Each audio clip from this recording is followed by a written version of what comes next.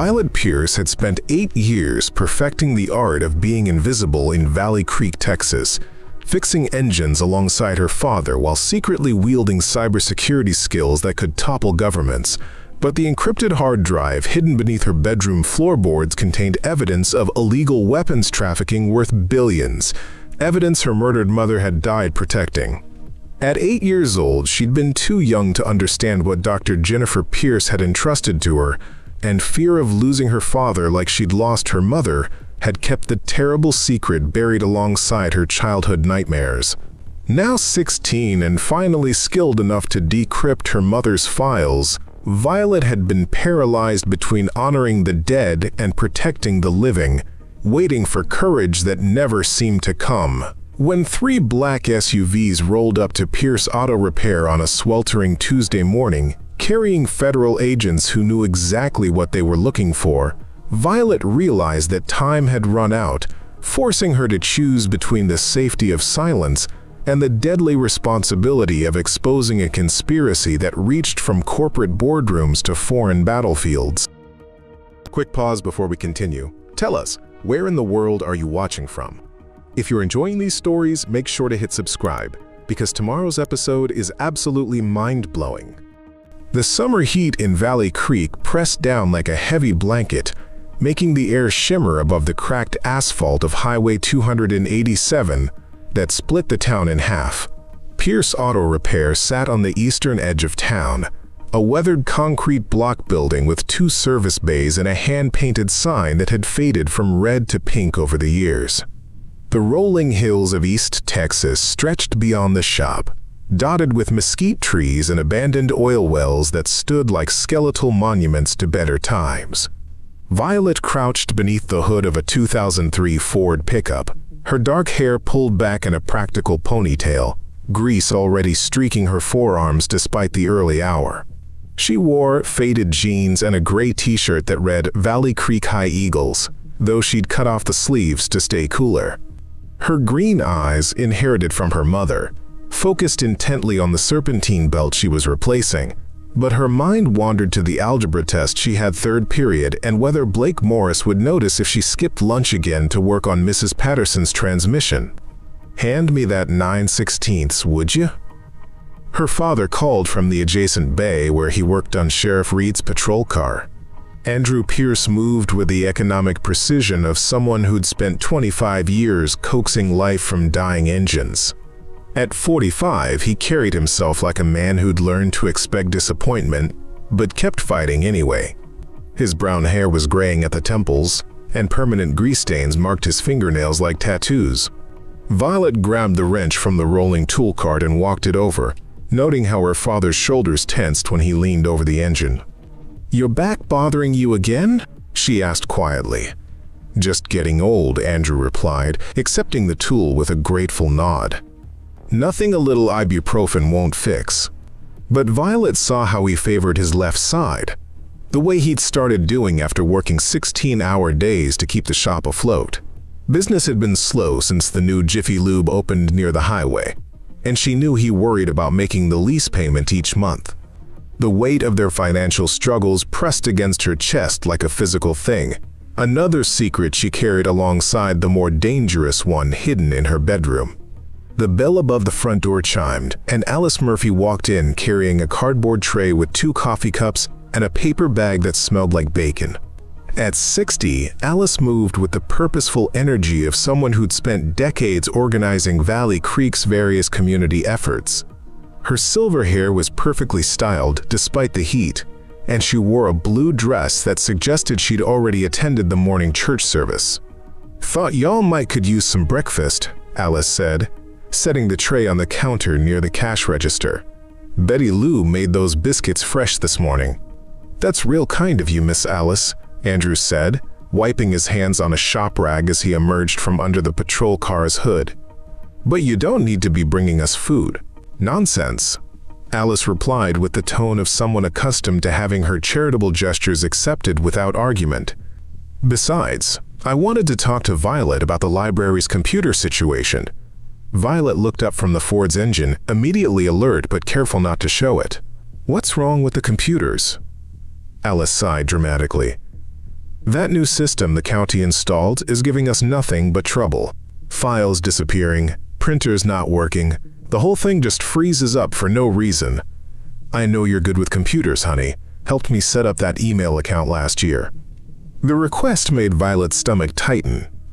Her reputation for computer skills was carefully cultivated to be helpful, but not remarkable. She fixed neighbors' tablets, helped set up home Wi-Fi, and occasionally recovered family photos from corrupted hard drives. Nothing that would draw attention from anyone who might recognize more advanced capabilities. "I could take a look after school," Violet offered. "Probably just need some updates, or maybe the settings got changed." "Oh, that would be wonderful," Alice beamed. "I'll make sure Principal Rogers knows you're doing community service hours. Looks good on college applications."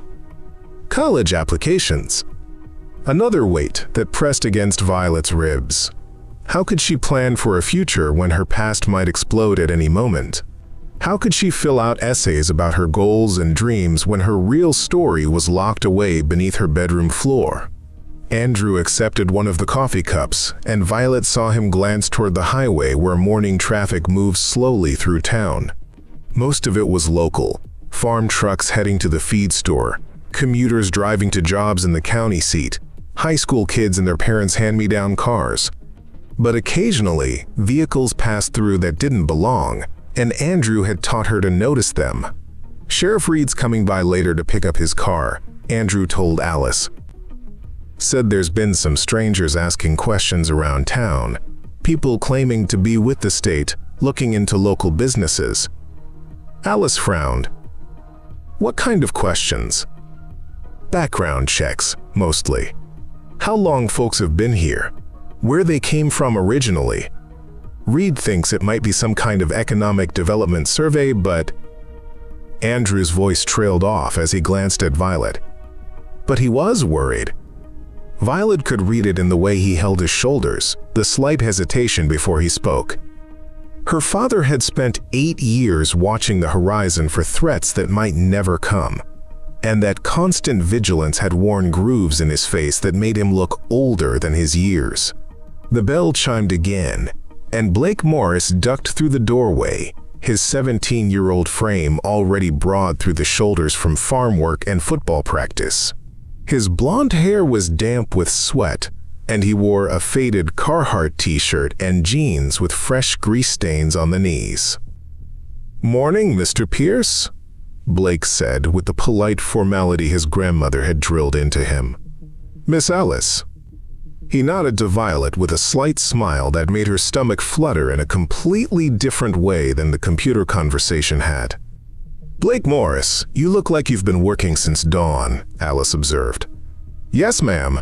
Daddy's got me rebuilding the irrigation pump out at the North Field. Thing's older than I am, but we can't afford a new one right now." Blake turned to Andrew. "Actually, I was hoping Mr. Pierce might take a look at it. Got her running, but she's making a noise that don't sound right." Andrew wiped his hands again, considering. "Bring her by this afternoon. If it's just a bearing going bad, we can probably fix it without too much expense." Violet watched the exchange, noting how Blake's relief was visible when Andrew agreed to help. Half the farmers in the county were barely hanging on, and equipment failures could mean the difference between a successful harvest and bankruptcy. It was another reminder of how interconnected their small community was, how everyone depended on everyone else in ways that weren't immediately visible. "Violet's gonna help me fix the library computers after school," Alice announced, apparently deciding this was community news worth sharing. "That's cool," Blake said, glancing at Violet with something that might have been admiration.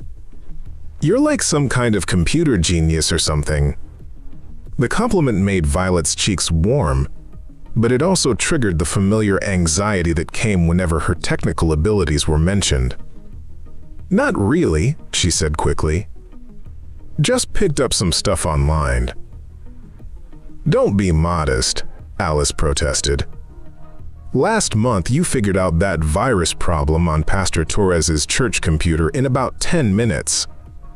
said it would have taken him weeks to sort out.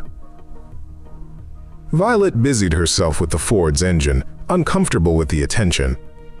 The truth was, she'd identified and removed the malware in less than 2 minutes, then spent 8 minutes creating a plausible explanation for how she'd done it.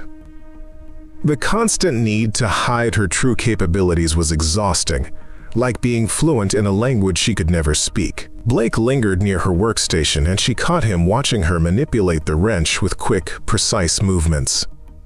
"You gonna try out for any college programs?" he asked quietly. "I know your grades are better than mine." The question hit like a physical blow. College applications required transcripts, background checks, financial aid forms that would scrutinize every aspect of their family history.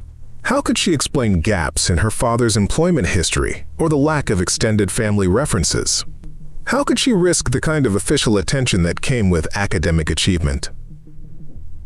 "Haven't really thought about it," she lied. "Daddy needs help with the shop."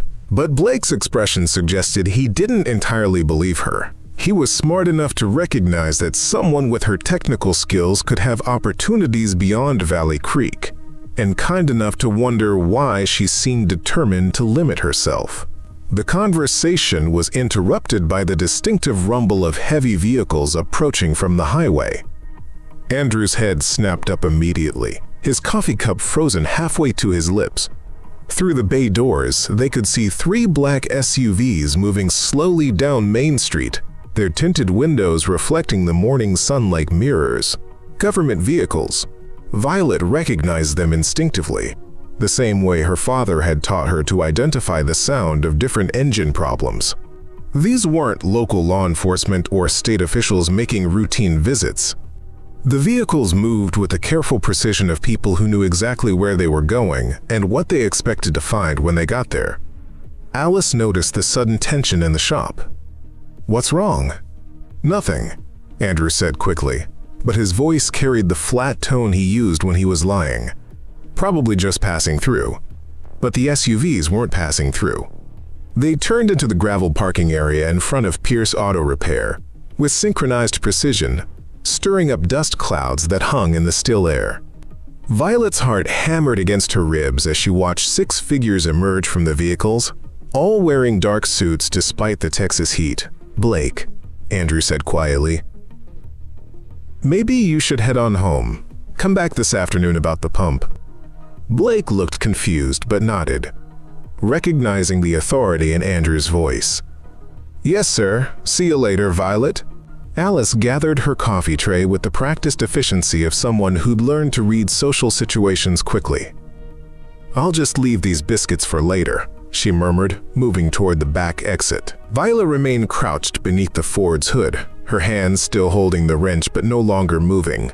Every instinct screamed at her to run, to grab the hard drive from its hiding place, and disappear into the hills behind town. But where could a 16-year-old girl go that these people couldn't follow? The shop's front door opened with a soft chime that sounded unnaturally loud in the sudden silence. Footsteps crossed the concrete floor with measured confidence, and a woman's voice spoke with the crisp authority of federal law enforcement. "Andrew Pierce?" Violet's father straightened slowly, his face carefully neutral. "That's me. What can I do for you folks?" "Agent Ruth Cooper, FBI." The woman's voice carried a slight southern accent that had been softened by years of professional training. "This is Agent Thomas Gray. We need to ask you some questions about your late wife, Dr. Jennifer Pierce." The wrench slipped from Violet's suddenly nerveless fingers, clattering against the concrete floor with a sound that seemed to echo forever. 8 years of careful invisibility. 8 years of building a quiet life in Valley Creek, and it had all just ended with the mention of her mother's name. Through the gap beneath the truck's chassis, Violet could see polished black shoes arranged in a semicircle near the counter, and she knew with terrible certainty that her childhood was over. The agents hadn't come for her father's auto repair skills or to ask routine questions about a woman who died in a car accident 8 years ago.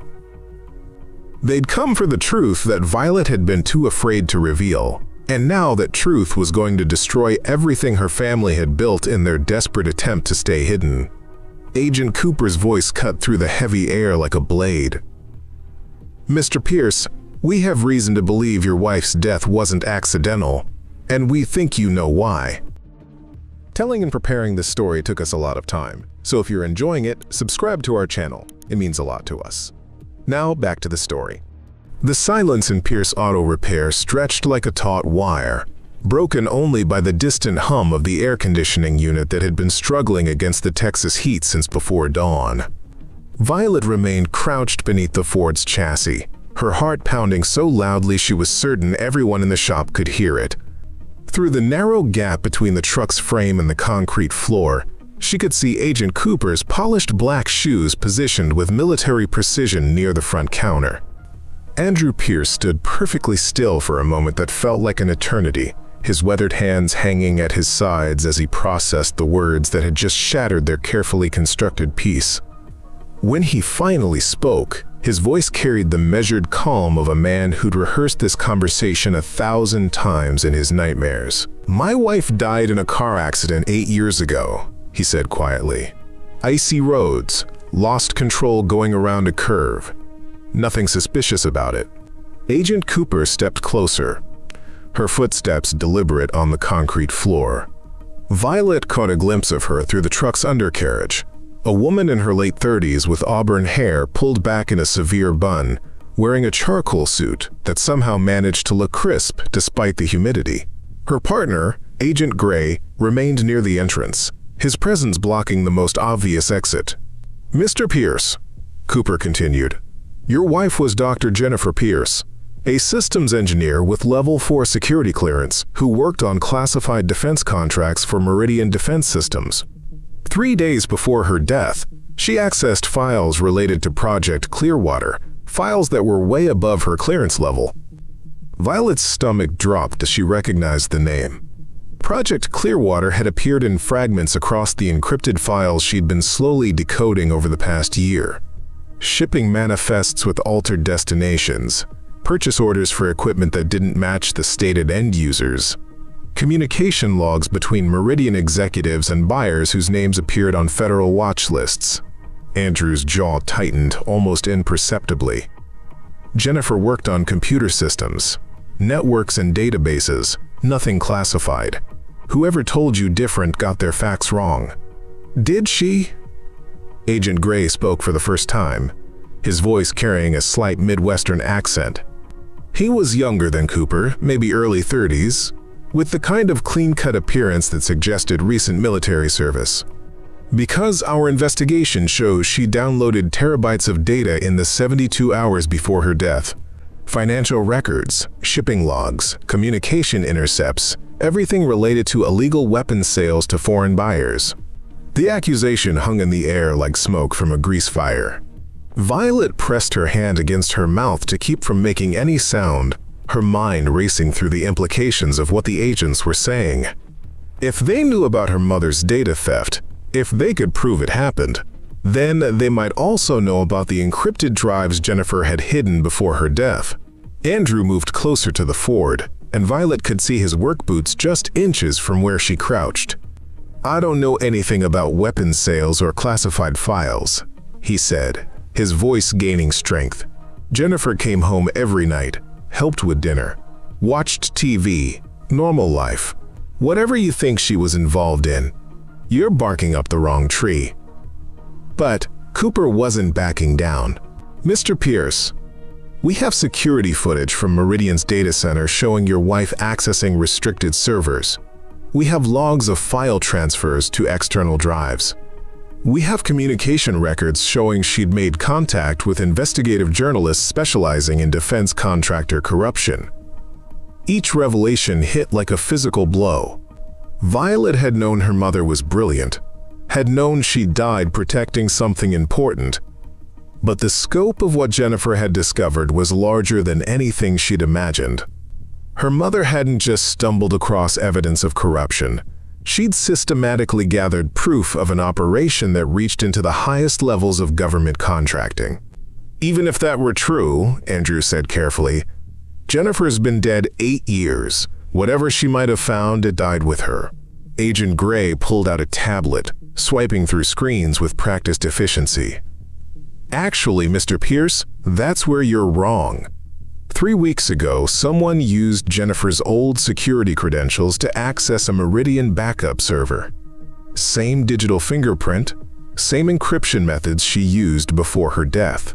Either your wife faked her death and has been hiding for 8 years, or someone else has her files and knows how to use them. The blood drained from Violet's face as the implications crashed over her.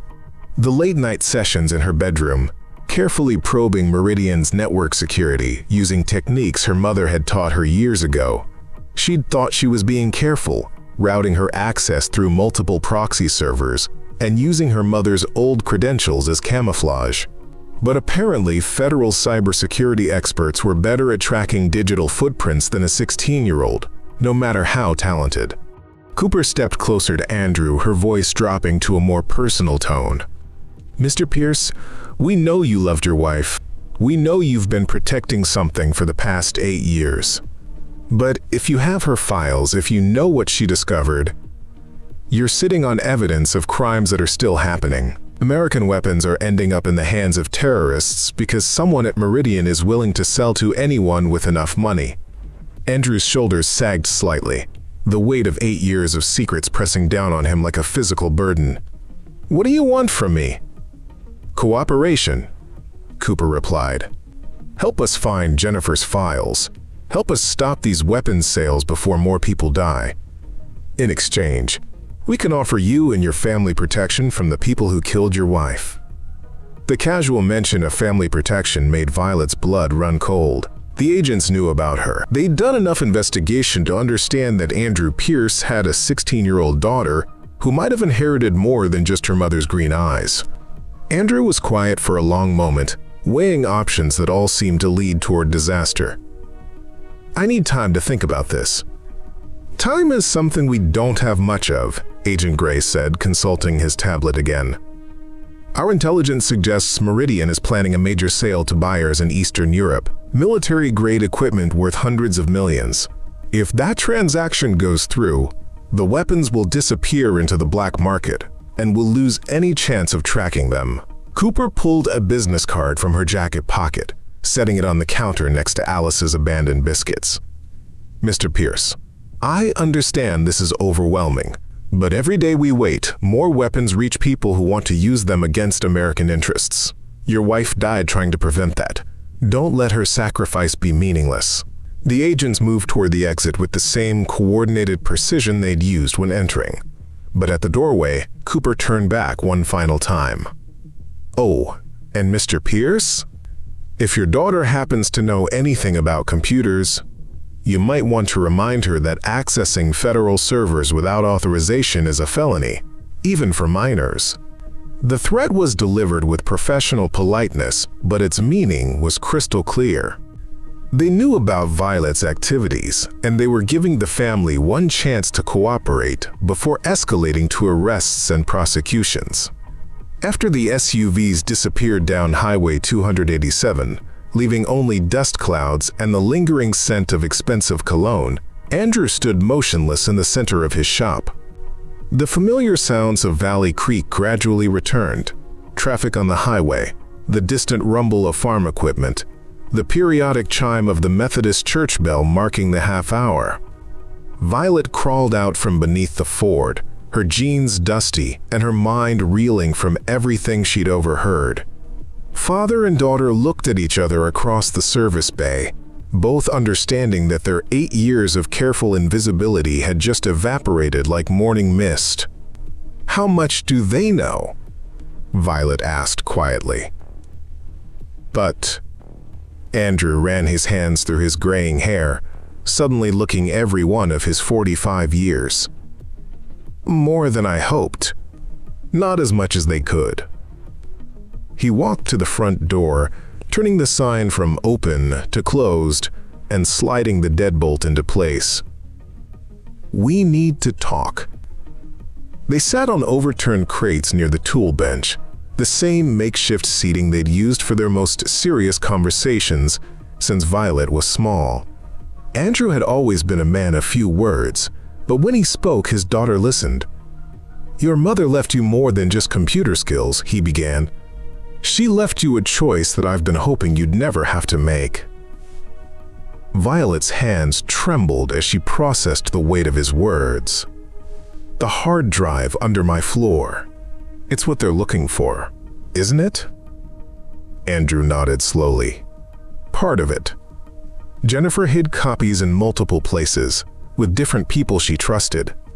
Insurance policies, she called them. Ways to make sure the truth would survive, even if something happened to her. But they found her anyway. They found her because she got impatient. Started making contact with journalists, trying to build a case that would hold up in court.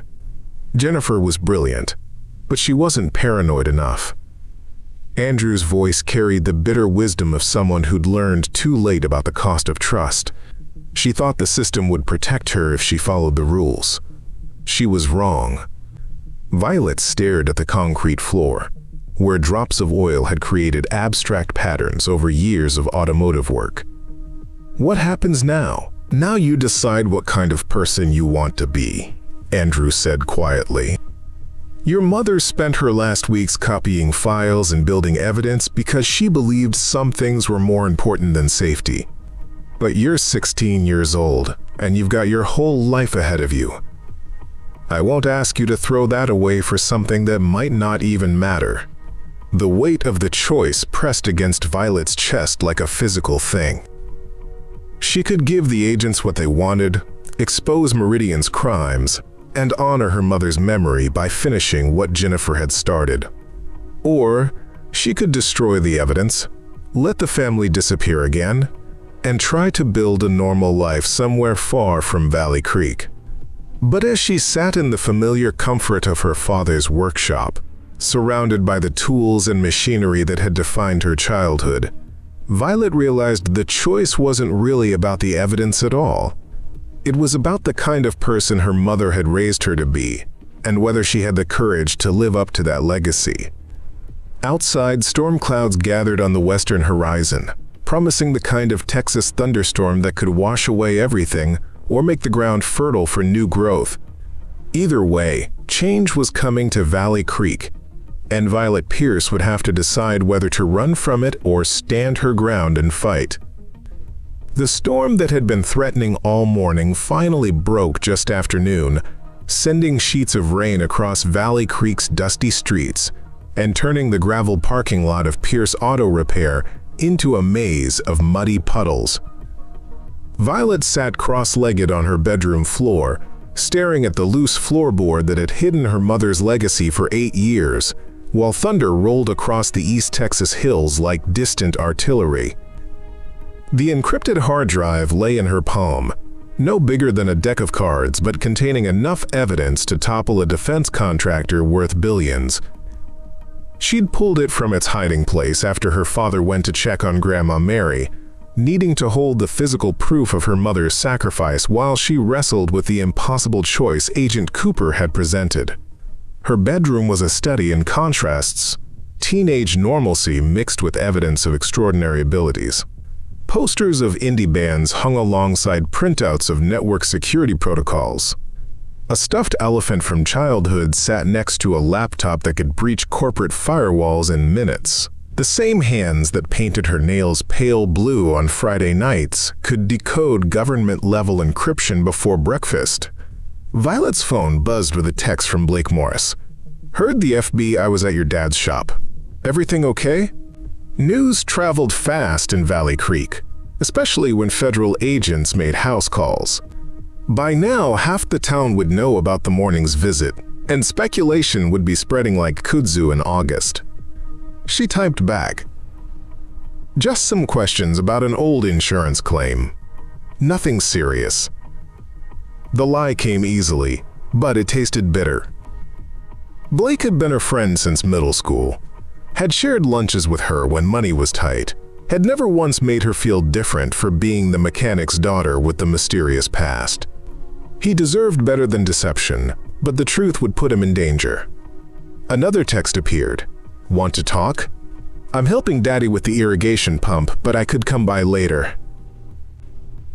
Before Violet could respond, she heard her father's truck pulling into the driveway, its engine making the slight ticking sound that meant the timing belt needed adjustment soon. She slipped the hard drive back into its hiding place and arranged the floorboard to look undisturbed, then headed downstairs to find Andrew shaking rain from his jacket in the kitchen. "How's Grandma?" she asked, noting the tension in his shoulders. "Asking questions I can't answer," Andrew replied, hanging his jacket on a hook near the back door. "Mary Pierce didn't raise any fools. She knows something's wrong, but she's too polite to push." He ran water in the sink, scrubbing grease from his hands with the methodical thoroughness of someone who'd been doing it for decades. She did mention seeing those SUVs earlier, said they reminded her of the cars that came around after your mother died. Violet felt a chill that had nothing to do with the storm. "What cars?" Andrew dried his hands slowly, choosing his words carefully. "Men in suits, asking neighbors about Jennifer's work habits, who she talked to, whether she seemed worried about anything. At the time, I thought they were insurance investigators. Now I'm wondering if they were Meridian people, making sure she hadn't left any loose ends." The kitchen window overlooked the small garden where Jennifer Pierce had grown tomatoes and herbs during the last year of her life. The plants had long since been replaced by Andrew's more practical vegetables, but Violet remembered helping her mother harvest basil while discussing computer programming concepts that most adults couldn't comprehend. "Daddy," Violet said quietly, "what would happen if we just left? Packed up tonight and drove away?" Andrew leaned against the counter, studying his daughter's face with the careful attention he usually reserved for diagnosing engine problems. "They'd find us eventually. People like that. They've got resources we can't imagine. New identities cost money we don't have, and even then," he shrugged. "Your mother tried to run once, right after she copied those files. Lasted about 6 months before she realized they'd never stop looking. So she came back to Valley Creek? She came back because she figured out that hiding wasn't the same as being safe. Sometimes the only way to protect yourself is to make sure everyone knows the truth." Andrew moved to the window, watching rainwater cascade from the gutters. Jennifer spent her last month building insurance policies. Evidence scattered across the country, held by people who'd know what to do with it if something happened to her. Violet joined him at the window, noting how the storm had turned the familiar landscape into something alien and temporary. But something did happen to her, because she tried to control the story instead of just releasing it. She wanted to build a perfect case, work with journalists who'd present the evidence responsibly. That gave Meridian time to find her. Andrew's voice carried the weight of 8 years of regret. "She died believing that following the rules would protect us. I've spent every day since wondering if she was naive or if I'm just a coward." The honesty in his words made Violet's chest tighten. Her father had carried this burden alone for 8 years, protecting her childhood while wrestling with questions that had no good answers. She reached over and took his hand, feeling the calluses that decades of mechanical work had carved into his palm. "What do you think I should do?" she asked. Andrew squeezed her fingers gently. "I think you should be 16 years old and worry about algebra tests and whether Blake Morris likes you back. But that's not really an option anymore, is it?" Before Violet could respond, headlights swept across the kitchen window as a vehicle turned into their driveway. But instead of the black SUVs they both expected, it was Sheriff Reed's patrol car, moving slowly through the rain-soaked gravel. Andrew and Violet exchanged glances as they watched Sheriff Harold Reed emerge from the car, hunching his shoulders against the rain as he jogged toward their front porch. At 52, Reed carried himself with the careful dignity of a man who'd spent 30 years mediating disputes in a town where everyone knew everyone else's business. His knock was firm but polite, the sound of someone who brought bad news professionally but took no pleasure in it. Andrew opened the door to find Reed standing under the porch overhang, water dripping from the brim of his campaign hat. "Harold, come in out of the rain." "Thanks, Andy." Reed stepped inside, removing his hat and nodding to Violet with the formal courtesy he showed all the town's young people. Sorry to bother you folks during the storm, but I needed to give you a heads up about something. They gathered in the living room, where Violet's homework was still spread across the coffee table, and the television played a muted weather report showing the storm system as it moved across East Texas. Reed settled into Andrew's recliner with the careful movements of someone whose back had been giving him trouble for years. Those federal agents who visited this morning, Reed began. They came by my office afterward. Asked a lot of questions about your family, how long you've been here, whether you've had any trouble with the law. He paused, studying Andrew's face. They also asked about Violet specifically, whether she's had any disciplinary issues at school, what kind of student she is, who her friends are. Violet felt her stomach drop as the implications became clear. The FBI wasn't just investigating her mother's old files. They were building a profile of the entire family, mapping their connections and relationships in Valley Creek. What did you tell them? Andrew asked. The truth, that you're good people who've never caused any trouble, that Violet's a smart kid who helps her neighbors and gets good grades? Reed leaned forward slightly. But Andy, these weren't routine questions. They were asking the kind of things you ask when you're considering someone for witness protection or… He hesitated. Or when you're deciding whether to arrest them. Andrew finished. Reed nodded grimly. They left town heading south, but they'll be back. And when they come, they'll expect answers you might not be ready to give. The three of them sat in silence for a moment, listening to the rain drumming against the windows and the distant rumble of thunder. Violet thought about Blake's text message, about her promise to help Alice Murphy with the library computers, about the algebra test she was supposed to take tomorrow morning. Normal teenage concerns that suddenly felt like artifacts from someone else's life. Sheriff, Violet said quietly, if someone had evidence of crimes being committed, but releasing that evidence might put innocent people in danger, what would you advise them to do? Reed looked at her for a long moment, his weathered face thoughtful. Honey, that's a question that doesn't have easy answers. But I've learned that secrets have a way of growing heavier the longer you carry them. Sometimes the thing you're most afraid of doing is the thing that needs to be done. After Reed left, Andrew and Violet remained in the living room as the storm gradually moved east, leaving behind the clean smell of rain-washed air and the steady drip of water from the eaves. The weather report showed clear skies forecast for tomorrow, but Violet suspected the metaphorical storm surrounding their family was just beginning. Daddy, she said finally, I need to see all of it. Everything Mom left behind. Andrew studied her face, seeing something there that made him nod slowly. All right, but once you know the full scope of what she discovered, there's no going back to being just a mechanic's daughter who's good with computers. I stopped being just that the moment those agents mentioned her name, Violet replied. Now I need to decide whether I'm going to honor what she died for, or let her sacrifice be meaningless.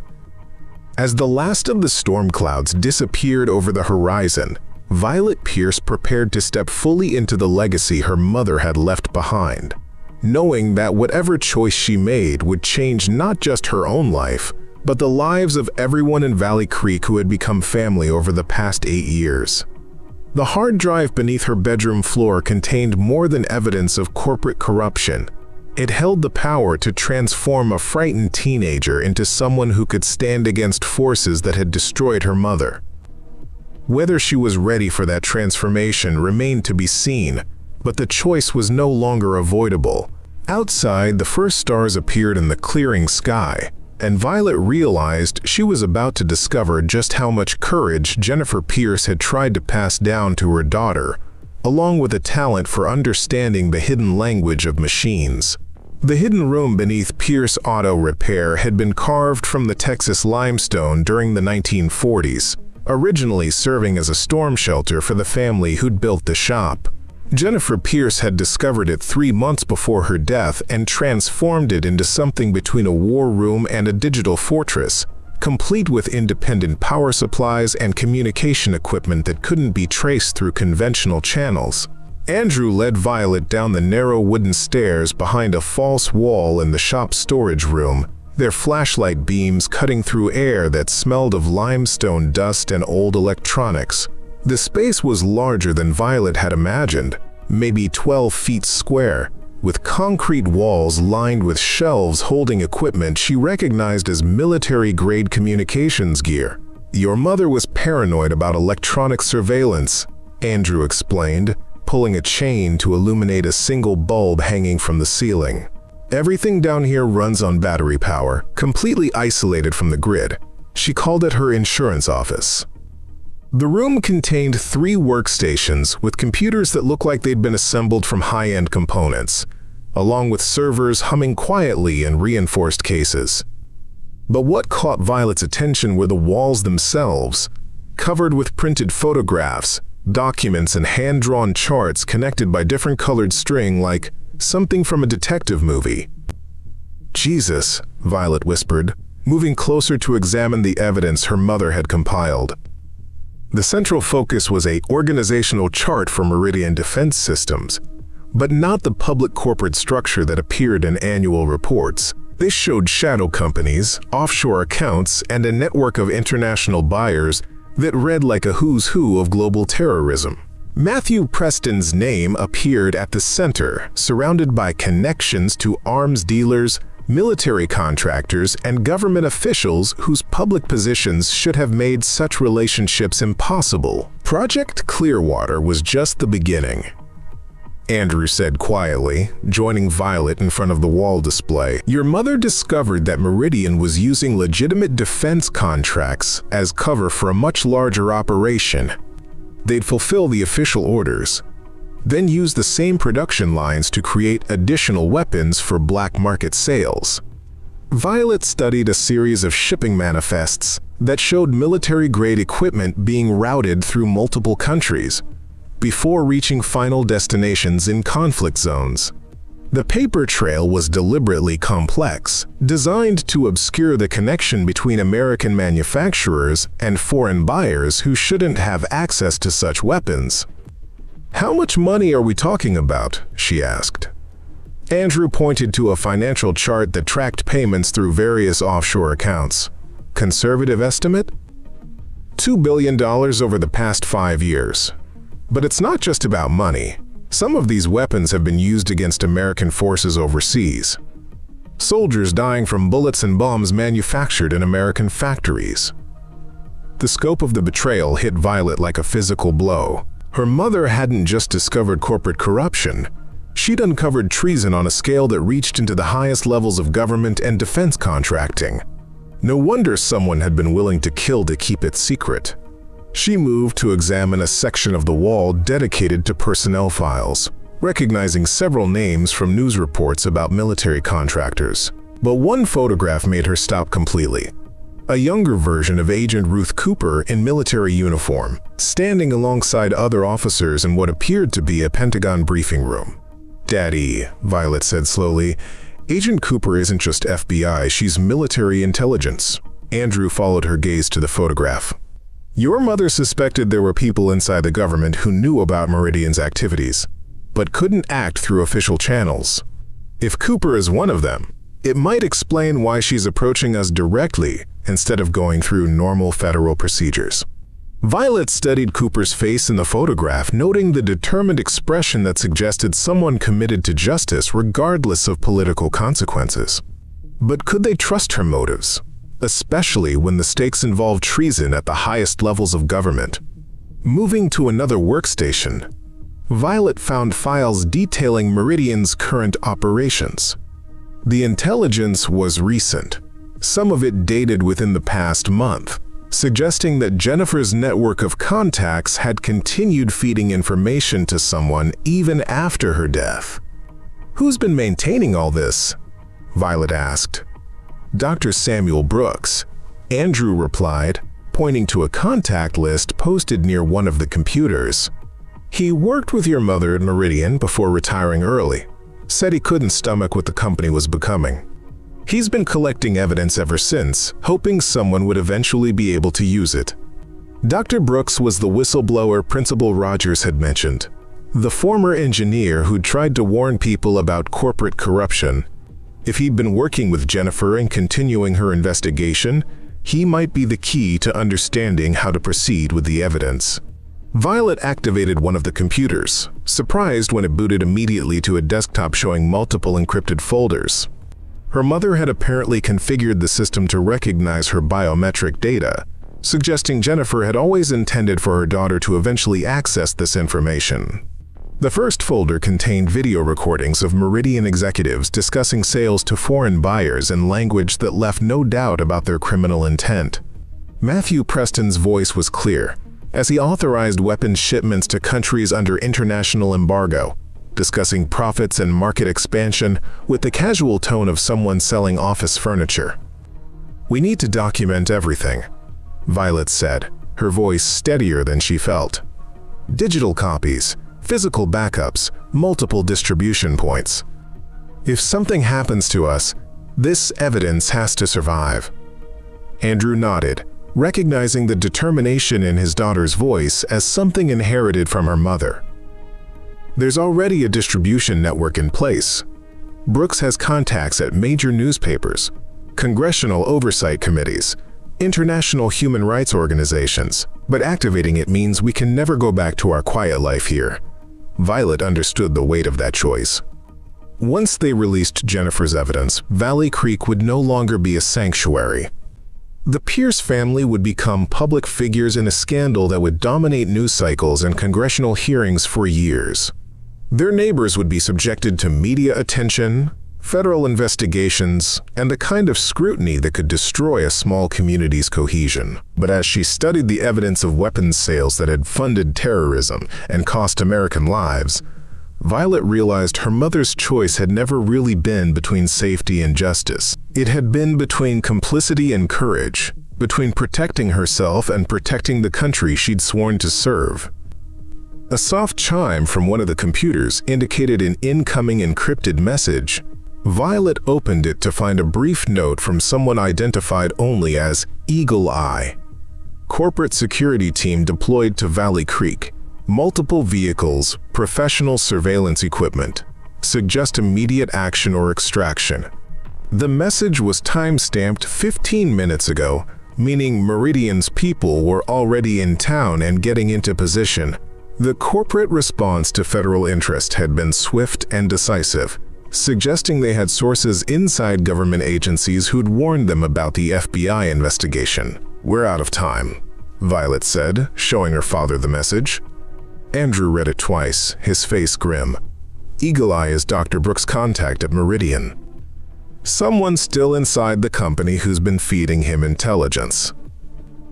If they're warning us about security teams, it means the situation has escalated beyond corporate damage control. Violet began copying files to encrypted drives, her fingers moving with practiced efficiency across multiple keyboards. 8 years of preparation had led to this moment, and she refused to let her mother's sacrifice be meaningless because they'd waited too long to act. "What about the people in town?" she asked. "Alice Murphy, Blake, Sheriff Reed. They don't deserve to get caught in the middle of this." "They won't be if we do this right," Andrew replied, activating communication equipment that looked like it belonged in a military command center. "Your mother built this network to minimize collateral damage. The evidence goes public simultaneously across multiple platforms, giving Meridian no single target to attack or suppress." As Violet worked, she thought about Blake's text message asking if everything was okay, about Alice Murphy expecting her to fix the library computers tomorrow, about the algebra test she'd never take. Her teenage life was ending in this limestone room, replaced by responsibilities that most adults would find overwhelming.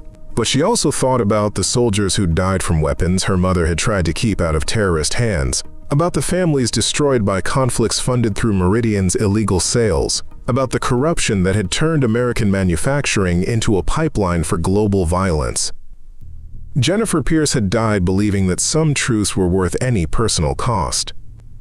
Now her daughter would discover whether she'd inherited enough courage to live up to that legacy, even if it meant sacrificing everything they'd built in Valley Creek. The evidence was undeniable. The network was ready, and Meridian's security teams were closing in. All that remained was for a 16-year-old mechanic's daughter to make the choice that would either honor her mother's memory or destroy everything her family had fought to protect. Violet looked at her father across the room filled with 8 years of careful preparation and realized there had never really been a choice at all. The only question was whether she was strong enough to do what needed to be done, knowing that once she started down this path, there would be no way back to the innocent life she was about to leave behind. Above them, the auto shop sat silent in the post-storm darkness, while throughout Valley Creek, families settled in for what they assumed would be another peaceful night in a town where nothing important ever happened. By morning, they would discover that one of their own had been carrying secrets explosive enough to change the world, and that sometimes the most dangerous truths came from the most unlikely sources. The surveillance van parked outside Betty Lou's diner looked like any other service vehicle, white paneling marked with generic cable company logos, equipment racks visible through tinted rear windows. But Violet recognized the telltale signatures of professional surveillance: too clean exterior despite Texas dust, multiple antenna arrays, and the subtle hum of high-powered electronics running on auxiliary generators. She watched from the darkened window of the auto shop's office as 2 more vehicles took positions at strategic points around Valley Creek's small downtown area. The corporate security team was establishing a perimeter, cutting off escape routes while they prepared for whatever Operation Rex Silver had authorized. 3 vehicles, probably 12 operatives, Violet reported to her father, who was monitoring radio frequencies from the underground room. Military-style positioning, professional equipment. They're not here to negotiate.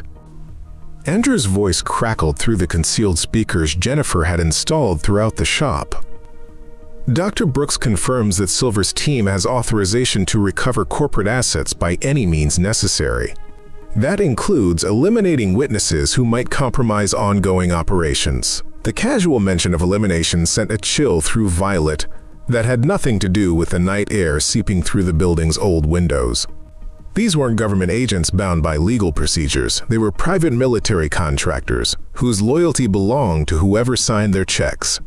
Violet activated the shop's security system, watching thermal imaging displays that showed heat signatures moving through the darkness around their property.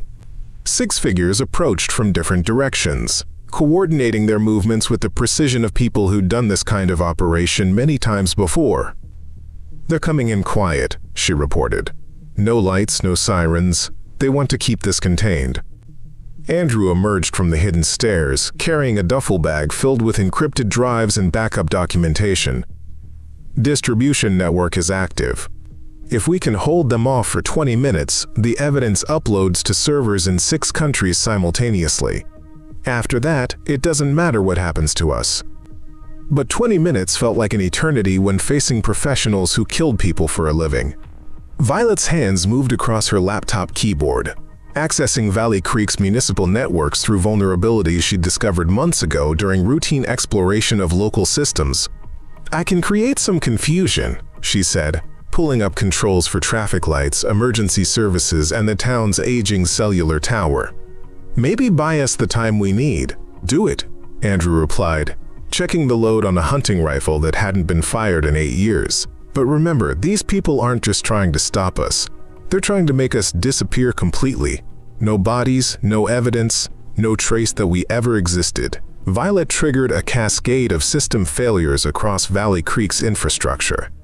Traffic lights began cycling randomly, cell phone service dropped to emergency-only mode, and the volunteer fire department's pagers erupted with false alarms that would scatter first responders across the county. Within minutes, the small town's communication grid was in chaos. But the corporate team adapted quickly, switching to encrypted radios and continuing their approach with barely any disruption. These weren't ordinary security guards confused by technical difficulties. They were ex-military specialists trained to operate in hostile environments. The first breach came through the shop's rear entrance, where someone had defeated the electronic lock with equipment sophisticated enough to leave no trace of forced entry.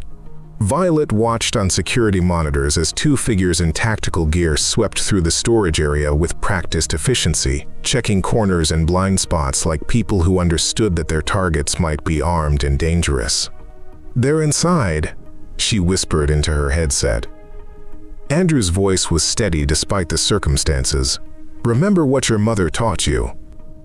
Sometimes the best way to win a fight is to make sure it happens somewhere else." Violet understood immediately. Instead of waiting to be cornered in the shop, she could use her knowledge of Valley Creek's layout to lead the security team away from the evidence while the uploads continued. It meant exposing herself to capture or worse, but it might give the truth enough time to reach the outside world. She grabbed her laptop and slipped out through the office window, landing quietly in the alley behind the shop, where puddles from the afternoon storm reflected the distant glow of the surveillance equipment. The night air carried the scent of rain-washed concrete and the faint exhaust smell of vehicles running on standby power.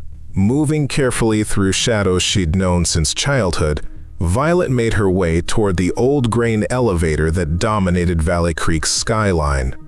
The abandoned structure offered multiple escape routes and elevated positions that might allow her to monitor the team's movements while staying ahead of their search pattern. But as she approached the grain elevator's base, a figure stepped out of the darkness with the fluid motion of someone who'd been waiting in position for exactly this moment. Rex Silver was younger than she'd expected, maybe 40, with the lean build and alert posture of someone who stayed in fighting shape. His dark clothing bore no corporate logos or identifying marks. "Violet Pierce," he said quietly, his voice carrying just enough authority to suggest he was accustomed to being obeyed. "I think it's time we had a conversation." Violet's heart hammered against her ribs, but she kept her voice steady. "I don't know who you are or what you want." Silver smiled with the patient expression of someone who dealt with frightened civilians regularly. "My name is Rex Silver, and I work for Meridian Defense Systems. We have reason to believe your family possesses property that belongs to my employer." "This is private property," Violet replied, echoing her father's words from that morning. "You're trespassing." "Actually, we're recovering stolen classified materials," Silver said, stepping closer with the controlled movements of a predator closing distance on prey. "Your mother took something that didn't belong to her, and now we need it back." The casual reference to her mother triggered a flash of anger that surprised Violet with its intensity. "She's been dead for 8 years. Whatever you think she took died with her." "Did it?" Silver pulled out a tablet, swiping to display network logs that showed Violet's recent activities across multiple systems.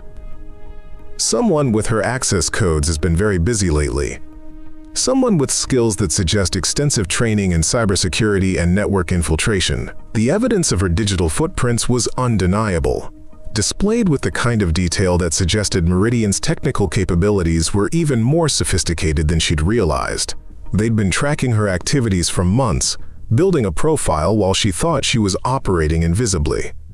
"That could be anyone," Violet said, but the words sounded weak even to her own ears. Silver's smile widened slightly. "Could it? Because our analysis suggests a very specific skill set, learned from someone with Jennifer Pierce's exact technical background. The kind of knowledge a mother might pass to a daughter who showed exceptional aptitude." Behind them, Violet could hear radio chatter as Silver's team coordinated their search of the auto shop. They were being methodical and thorough, but they hadn't found the hidden room yet. The evidence uploads were still proceeding, each passing minute bringing Jennifer's investigation closer to global exposure. "What do you want?" Violet asked. "Simple cooperation," Silver replied. "You give us the drives your mother hid, along with any copies or backups, and your family gets to continue their quiet life here in Valley Creek. Everyone wins." "And if I don't?" Silver's expression hardened almost imperceptibly. "Then we proceed with alternative methods. Your father disappears while hunting. You have a tragic accident on your way to school. Grandma Mary passes away peacefully in her sleep.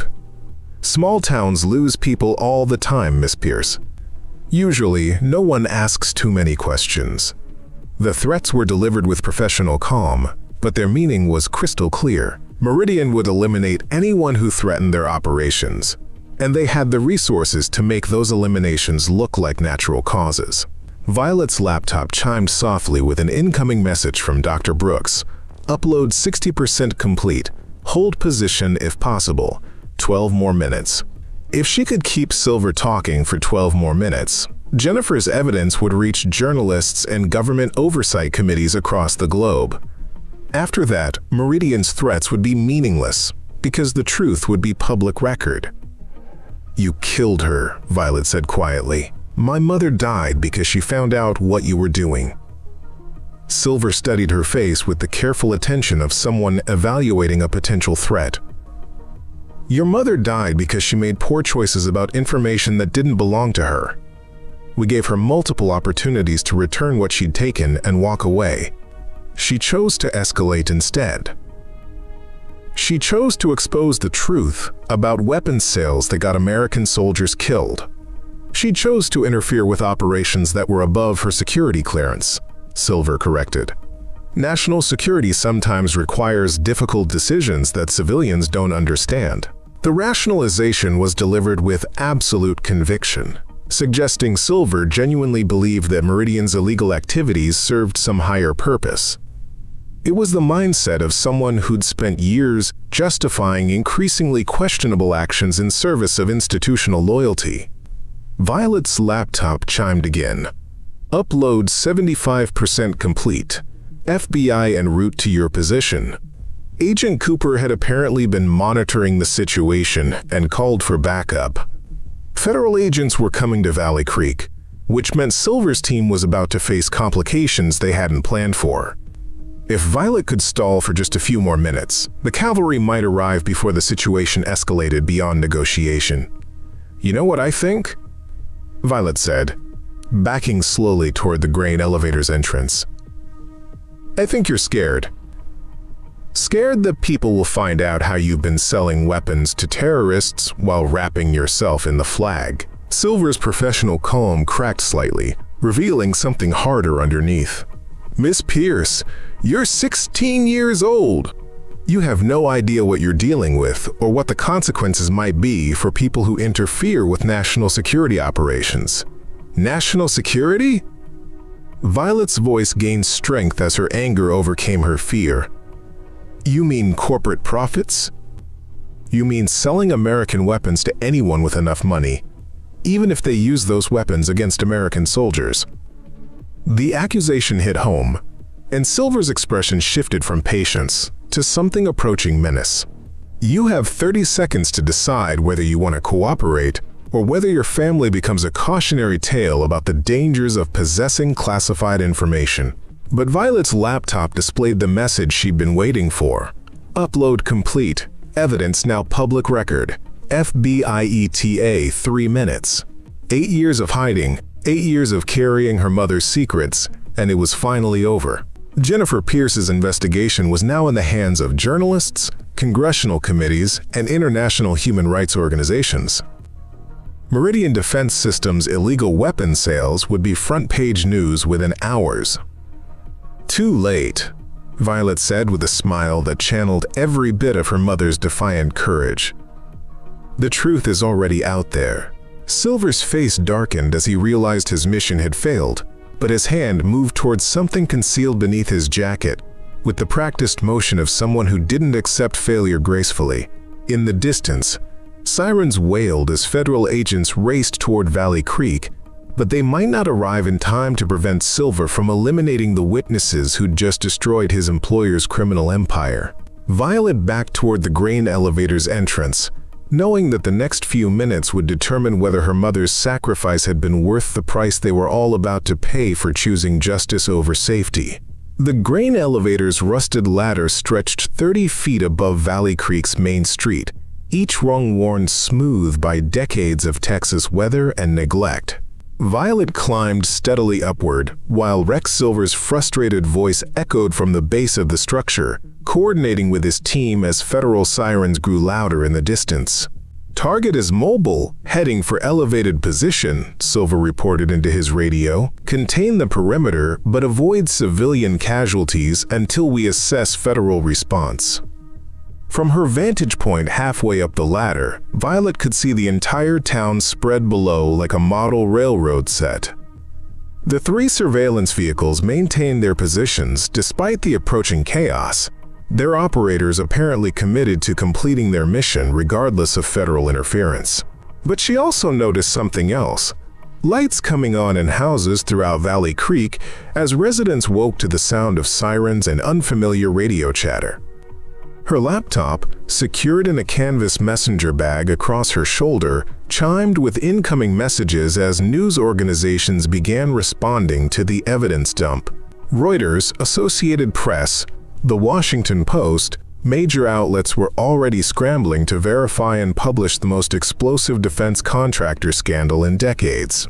FBI reports teams deploying nationwide to arrest Meridian executives, Dr. Brooks messaged. Congressional oversight committees calling emergency sessions. You did it, Violet. Your mother's work is finally seeing justice. But justice felt abstract when she was clinging to a rusted ladder, while armed operatives planned her elimination. Violet reached the grain elevator's observation platform, a narrow metal walkway that offered commanding views of the surrounding area but limited escape options. Below, three black SUVs raced down Highway 287 with emergency lights flashing. Agent Cooper's backup arriving with the kind of federal authority that could override corporate security operations. But Silver's team was already adapting, using the grain elevator as cover while they repositioned for whatever confrontation was about to unfold. Violet's phone buzzed with a text from Blake Morris. Whole town's awake with sirens and helicopters. You okay? Dad says there's men with guns downtown. The message reminded her that Valley Creek's residents were caught in the middle of a battle they didn't understand. Their quiet community transformed overnight into the center of a national security crisis. Whatever happened next would affect everyone who'd become family over the past 8 years. She typed back quickly, "Stay inside, lock doors, federal agents coming to help." But even as she sent the message, Violet wondered if federal protection would be enough to shield Valley Creek from the kind of corporate retaliation that had killed her mother. Meridian Defense Systems had billions at stake and connections throughout the defense establishment. They wouldn't simply accept exposure and prosecution without fighting back. The first FBI vehicle screeched to a halt outside Pierce Auto Repair, disgorging agents in tactical gear who immediately took positions around the building. Agent Cooper emerged from the lead SUV, speaking rapidly into a radio while surveying the corporate surveillance positions with the practiced eye of someone familiar with this kind of standoff. "Rex Silver, this is Agent Ruth Cooper, FBI." Her voice carried clearly through the night air, amplified by a portable speaker system. "You and your team are operating without federal authorization in an ongoing investigation. Stand down immediately and prepare for debriefing." Silver's response was calm and professional. "Agent Cooper, we're conducting authorized recovery of stolen corporate property. My team has legal authority to protect Meridian Defense Systems classified materials." "Not anymore," Cooper replied, and Violet could hear the satisfaction in her voice. As of 30 minutes ago, those materials became evidence in a federal criminal investigation. Any attempt to interfere with that evidence constitutes obstruction of justice. The standoff crystallized around competing claims of authority: federal law enforcement versus corporate security, both sides armed and prepared for confrontation. But Violet knew the real battle was already over. The evidence was public, congressional hearings were inevitable, and Meridian's illegal weapons sales would be scrutinized by every major news organization in the world. Her laptop displayed a Reuters headline that made her smile despite the circumstances. Defense contractor accused of $2 billion weapons trafficking operation. The story included photographs from Jennifer's files, financial records showing illegal transactions, and recorded conversations between Meridian executives discussing sales to embargoed countries. "Violet Pierce, if you can hear me, this is Agent Cooper," the amplified voice continued. "Federal protection is in place. You can come down safely." But as Violet prepared to descend the ladder, movement in the shadows near the grain elevator's base caught her attention. Two of Silver's operatives had flanked the FBI positions, using the chaos to get close enough for a clear shot at anyone descending from the elevated platform. "Agent Cooper," Violet called down, her voice carrying across the night air. "Two hostiles positioned at base of grain elevator, northwest and southeast corners. They're trying to prevent my descent." Cooper's tactical response was immediate. "All units, we have confirmed hostile positions. Civilian target requires extraction from elevated position." FBI agents began moving to neutralize the threat, their coordination suggesting extensive training in urban rescue operations. But Silver's team wasn't finished. One of the surveillance vehicles suddenly roared to life, racing toward the FBI perimeter with the apparent intention of ramming through their defensive positions. The driver was either desperate or following orders that prioritized mission completion over personal survival. Violet watched the confrontation unfold from her elevated position, seeing how quickly a small-town law enforcement situation had escalated into something resembling urban warfare. The peaceful streets of Valley Creek were now filled with federal agents, corporate operatives, and enough firepower to level several city blocks. Her phone rang with a call from her father. "Violet, where are you? The FBI agents say you're in an exposed position." "I'm safe for now," she replied, though the words felt hollow given her current circumstances. "Did they find the underground room?" "Agent Cooper has a team documenting everything. She says the evidence will be admissible in federal court, that will be protected under whistleblower statutes." Andrew's voice carried relief mixed with exhaustion. "It's over, honey. We can finally stop running." But even as her father spoke, Violet noticed additional vehicles approaching Valley Creek from multiple directions. Not federal law enforcement. These moved with the deliberate coordination of corporate security reinforcements. Meridian had apparently decided that containing the situation was worth risking direct confrontation with federal agents. "Daddy?" Violet said quietly. "I don't think it's over yet. There are more of them coming." The tactical situation on the ground shifted rapidly as Silver's reinforcements took positions around Valley Creek's perimeter. What had begun as an evidence recovery operation was transforming into something approaching a siege, with federal agents and corporate operatives facing off across the small town's quiet streets. Agent Cooper's voice cut through the tension with professional authority. "All Meridian personnel, you are ordered to stand down immediately. Continued resistance constitutes federal crimes that will be prosecuted to the fullest extent of the law." Silver's response was broadcast on emergency frequencies, ensuring that everyone in Valley Creek could hear his final ultimatum. "Agent Cooper, Meridian Defense Systems has invested too much in this operation to allow federal interference. We will complete our mission regardless of the consequences." The casual mention of consequences sent a chill through Violet that had nothing to do with the night air. Silver wasn't just talking about recovering evidence anymore. He was threatening to eliminate anyone who stood in his way, including federal agents and innocent civilians. From her elevated position, Violet could see residents throughout Valley Creek responding to the crisis. Porch lights were coming on, families were gathering children inside, and several pickup trucks were moving toward the outskirts of town as people with farming experience recognized the signs of impending violence. Her laptop chimed with an urgent message from Dr. Brooks. Congressional emergency session called for tomorrow morning. International arrest warrants being issued for Meridian executives. Hold position. This is almost over. But almost wasn't good enough when facing professional killers who'd apparently decided that destroying a small Texas town was preferable to accepting defeat. Violet realized that her choice to honor her mother's memory had put everyone she cared about in mortal danger. Below, Agent Cooper was coordinating with her team while keeping one eye on the grain elevator where Violet remained trapped. The FBI had superior legal authority, but Silver's corporate operatives were better armed and willing to use lethal force against anyone who threatened their mission. "Violet," Cooper called through her amplifier, "we're going to create a diversion and extract you from your current position.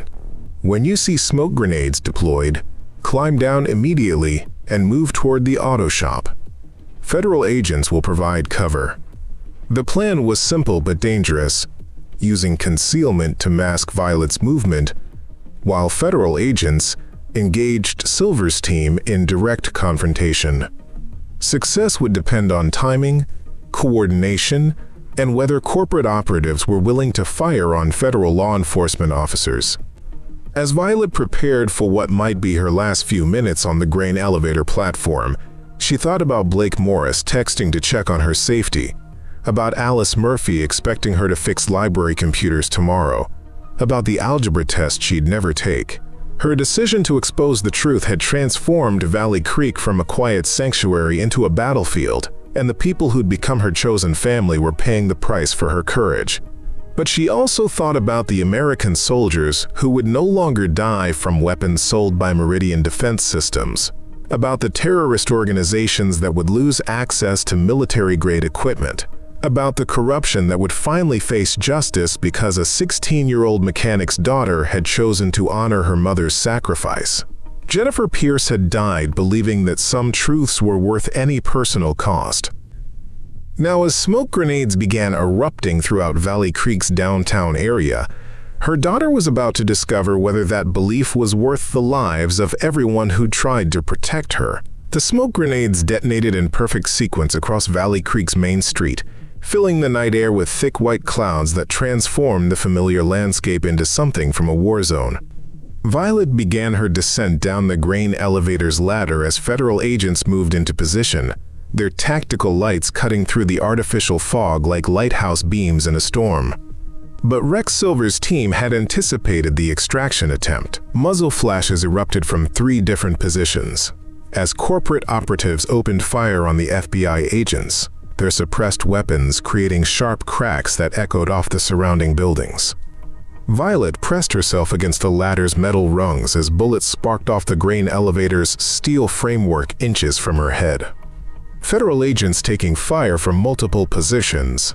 Agent Cooper's voice crackled through radio communications, requesting immediate tactical support and medical backup. From her position halfway down the ladder, Violet could see the firefight unfolding through gaps in the smoke. FBI agents had taken cover behind their vehicles, returning measured fire while trying to locate all hostile positions.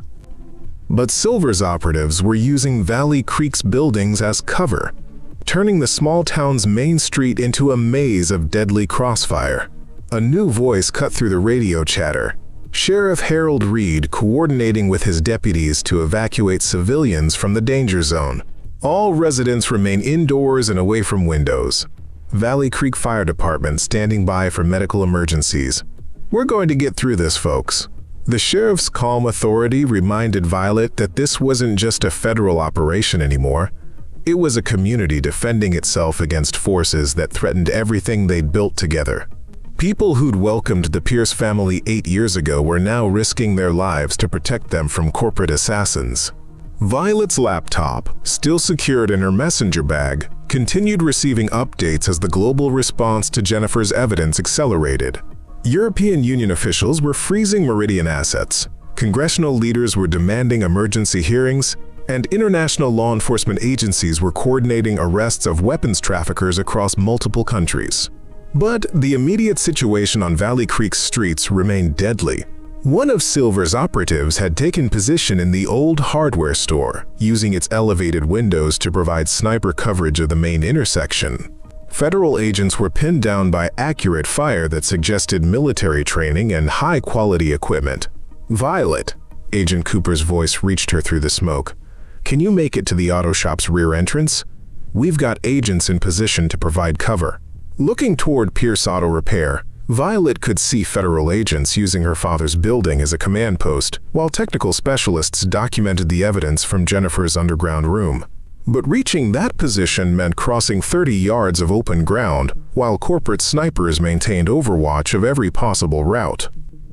Before she could respond, the tactical situation changed dramatically. Blake Morris emerged from the alley behind his family's farm supply store, carrying a deer rifle and moving with the confident stride of someone who'd been hunting since childhood. His appearance on the battlefield was both touching and terrifying.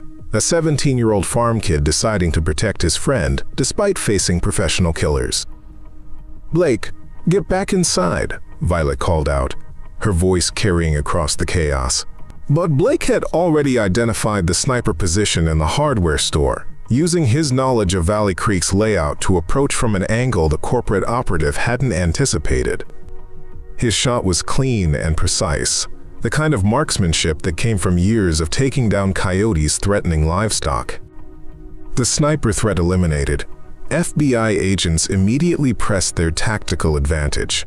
Agent Cooper led a coordinated advance on Silver's remaining positions while other federal operatives moved to secure the corporate surveillance vehicles that had started this confrontation.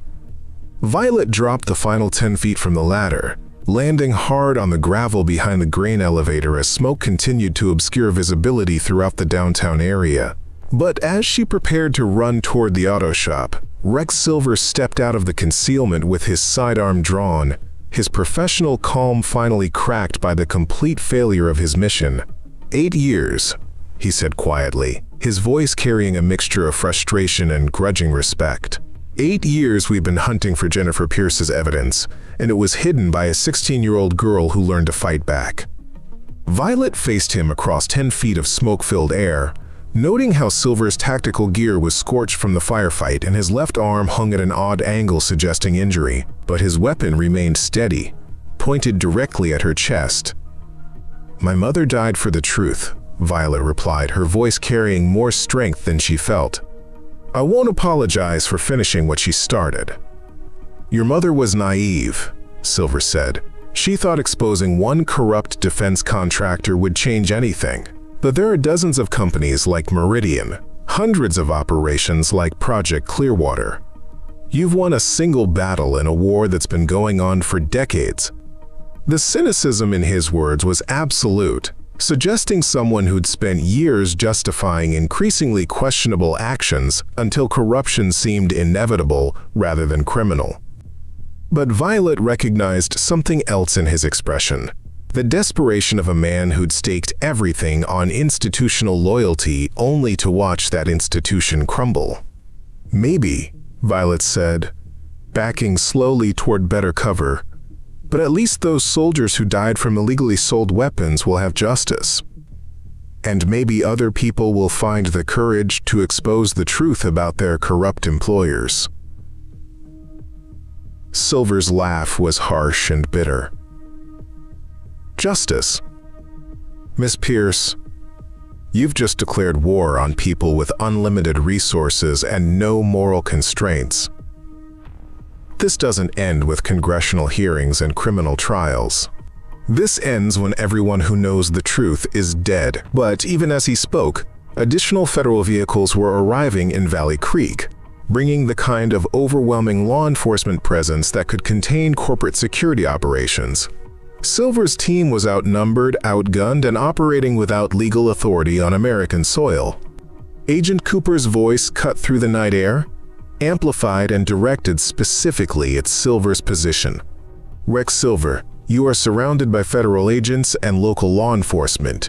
Drop your weapon immediately and surrender for processing."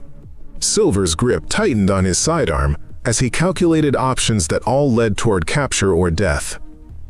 "You know what the real tragedy is, Miss Pierce? Your mother could have made a fortune selling that evidence to foreign intelligence services. Instead, she gave it away for free to people who'll probably bury it in committee hearings and bureaucratic procedures." "She gave it away because some things are more important than money," Violet replied. "Like making sure American weapons don't end up killing American soldiers."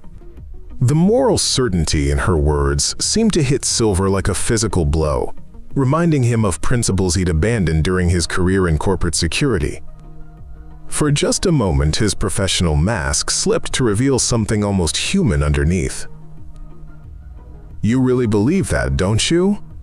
he asked quietly. "You actually think exposing the truth makes a difference?" "I think my mother believed it was worth dying for," Violet said. "And I think she was right." Silver lowered his weapon slightly, his shoulders sagging with the weight of 8 years spent hunting a dead woman's secrets. "Jennifer Pierce was the most dangerous person I ever met," Not because she was trained or armed, but because she couldn't be bought or intimidated or reasoned with.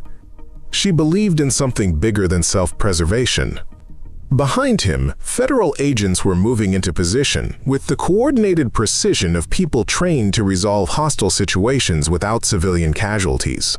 Silver would be in custody within minutes, his mission failed, and his employer facing the largest defense contractor scandal in American history. She passed that belief to her daughter, Silver continued, almost talking to himself. 8 years of hunting, and we never understood that the real threat wasn't the evidence. It was the person willing to use it regardless of personal cost. Violet heard the genuine respect in his voice and realized that Rex Silver understood something about courage that had taken her 16 years to learn. Sometimes the most important battles were fought by people who had no chance of winning them, who fought anyway because the alternative was accepting corruption as inevitable. Rex Silver, final warning. Agent Cooper's voice carried absolute authority. Drop your weapon and place your hands behind your head. Silver looked at Violet one last time, his expression carrying something that might have been regret for the choices that had led him to this moment. Your mother would be proud of you, Miss Pierce. I hope you survive long enough to see whether her sacrifice actually changes anything.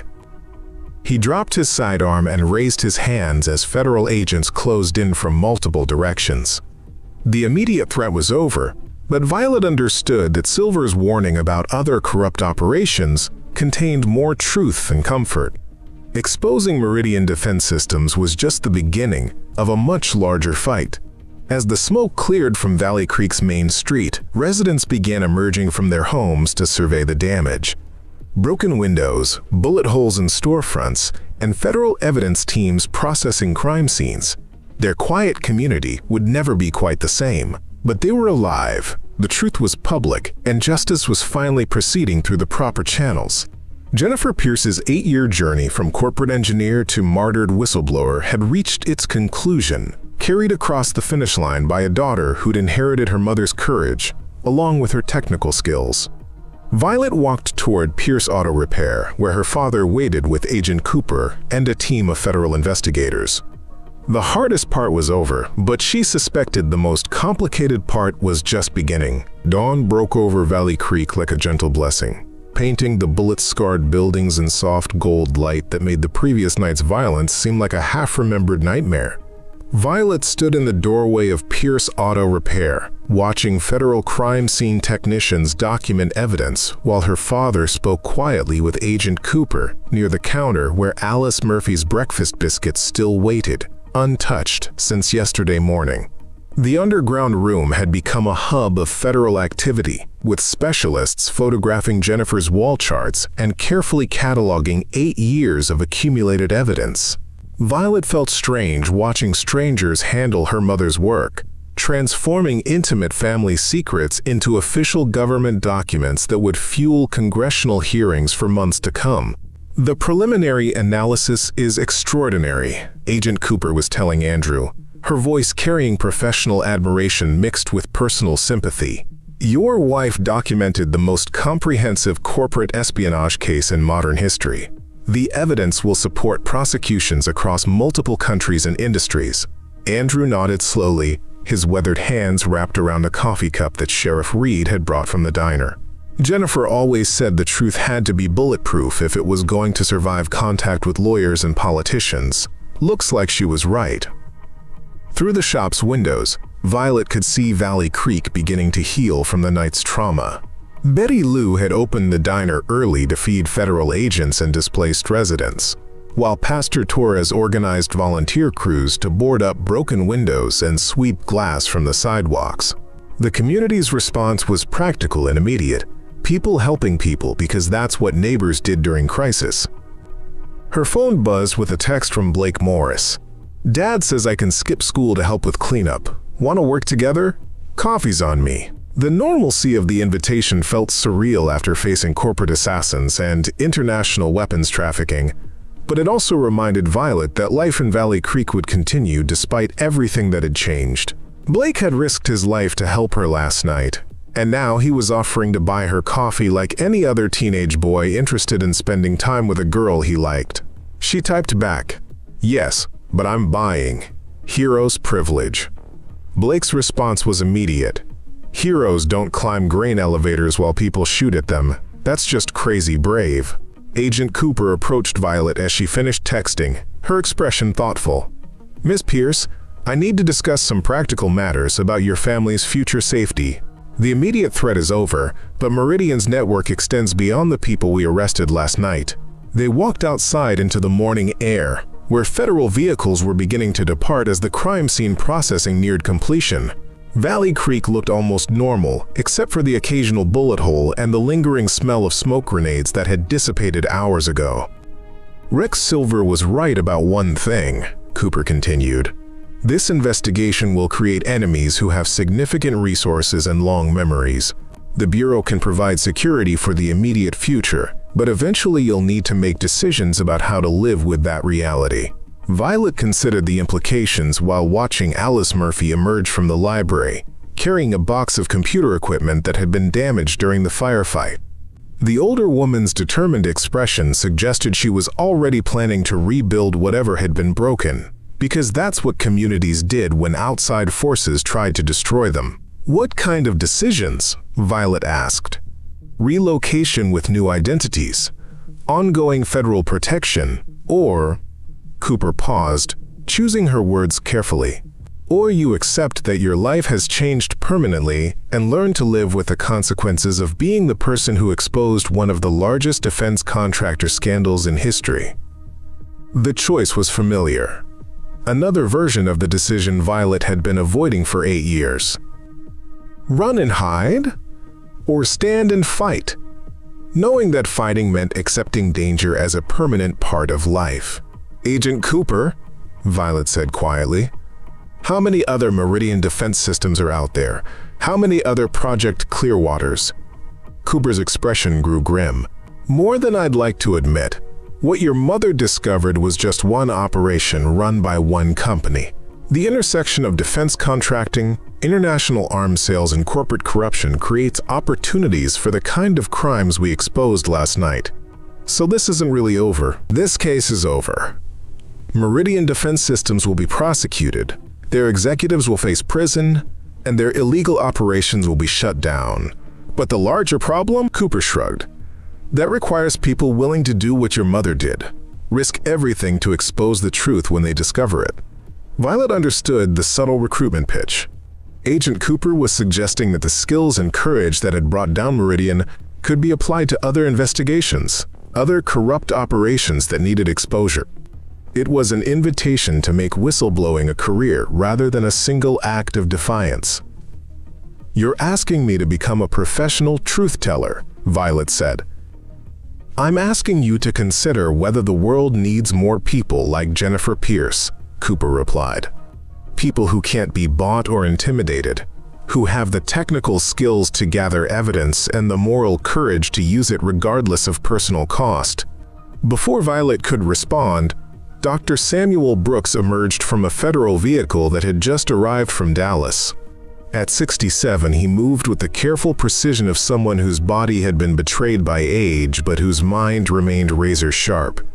His gray hair was disheveled from the overnight drive, but his eyes held the same determined fire that Violet recognized in photographs of her mother. "Dr. Brooks," Agent Cooper called out. "I was hoping you'd arrive before we finished processing the site."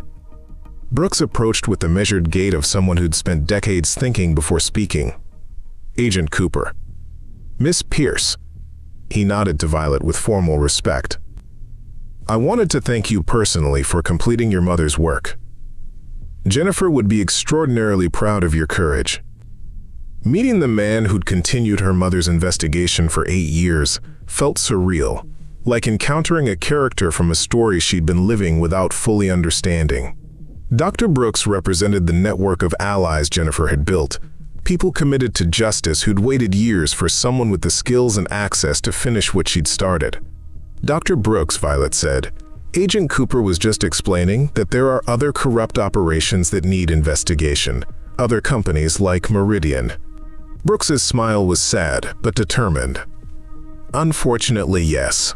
The defense contracting world is filled with opportunities for the kind of criminal behavior we exposed last night, but it's also filled with people like your mother, engineers and analysts, who know the difference between legitimate security work and outright treason. He gestured toward the auto shop, where federal agents were carefully loading Jennifer's evidence into secure containers. Your mother built more than an investigation, Miss Pierce. She built a network of people committed to exposing corruption wherever they find it. That network continues to operate, continues to gather evidence, continues to wait for someone with the skills to make that evidence public. The invitation was clear, but not pressured. Violet could return to her life as a mechanic's daughter in Valley Creek, accepting federal protection while trying to rebuild some version of normalcy. Or she could step fully into her mother's legacy, using her abilities to fight corruption on a scale that extended far beyond any single company or operation. Andrew emerged from the shop carrying a box of personal items that federal agents had cleared for removal. His face showed the exhaustion of someone who'd spent 8 years carrying impossible burdens, but also the relief of someone who'd finally been able to set those burdens down. "How's Grandma Mary?" Violet asked as her father approached. "Worried but proud," Andrew replied. "She said Jennifer would have been amazed to see how her little girl grew up to be stronger than anyone imagined." He glanced between Cooper and Brooks. "I take it they're offering Violet opportunities to continue her mother's work? The choice is entirely hers," Brooks said carefully. "But yes, there are people who would benefit from her unique combination of technical skills and moral courage." Andrew studied his daughter's face with the careful attention he usually reserved for diagnosing complex mechanical problems. "What do you think, honey? Ready to be a normal teenager, or do you want to keep fighting dragons?" The question crystallized everything Violet had been feeling since Agent Cooper first mentioned her mother's name. She could try to rebuild the quiet life they'd constructed in Valley Creek, knowing that other corrupt operations continued while she fixed engines and worried about algebra tests. Or she could accept that Jennifer Pierce's daughter had inherited responsibilities that extended beyond personal safety and comfort. She looked around at the community that had protected her family, noting how Alice Murphy was already organizing volunteers to repair the library's damaged computer systems, how Blake Morris was helping elderly residents clean debris from their yards, how Sheriff Reed was coordinating with federal agents to ensure Valley Creek's security during the ongoing investigation. These people had risked their lives to protect her family's secret, and that secret had turned out to be evidence that would save American soldiers' lives while exposing corruption that reached into the highest levels of government. The choice wasn't really between safety and danger. It was between using her abilities to help people or hiding those abilities while corruption continued to flourish. "Dr. Brooks," Violet said quietly, "what's the next investigation?" Brooks smiled with the expression of someone who'd been hoping for exactly that question. "There's an aerospace contractor in California that's been selling satellite technology to countries under embargo. A pharmaceutical company in New Jersey that's been testing unapproved drugs on military personnel. A cybersecurity firm in Virginia that's been selling classified surveillance tools to authoritarian governments. Each case represented American companies betraying American interests for profit, using legitimate business operations as cover for activities that bordered on treason. And each case needed someone with the technical skills to gather evidence and the moral courage to expose it regardless of personal cost." "Agent Cooper," Violet asked, "would the FBI be interested in evidence about those operations?" Cooper's smile was answer enough. "Miss Pierce, the Federal Bureau of Investigation is always interested in evidence of federal crimes, especially when that evidence is gathered by people who've proven they can't be bought, intimidated, or silenced." As morning sunlight continued to warm Valley Creek's healing streets, Violet Pierce made the choice that would define the rest of her life. She would honor her mother's memory not by hiding from the legacy Jennifer had left behind, but by embracing it fully and using it to fight corruption wherever it flourished.